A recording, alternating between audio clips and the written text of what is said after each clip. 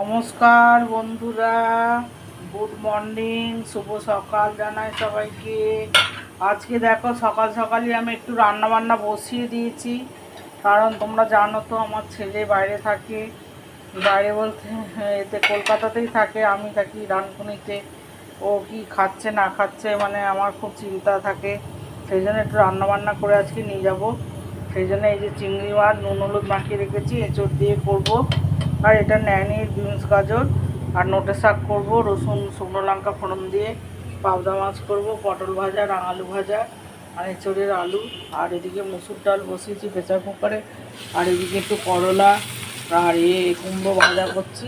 হ্যাঁ, করলাটা তো ওর একদমই খাওয়া হয় না, সেই জন্যে ন্যানির চাল ভিজিয়ে রেখেছি। আর এদিকে আমাদের চাল ভিজিয়ে রেখেছি। এই সকালের তাড়াহুড়ো করে সকাল থেকে করে যাচ্ছি, রান্নাবান্না করে নিয়ে তারপরে আবার যাব। গুড মর্নিং, শুভ সকাল সবাইকে জানাই। সবাই খুব ভালো থেকো, সারাদিন সবাইকে খুব ভালো কাটুক।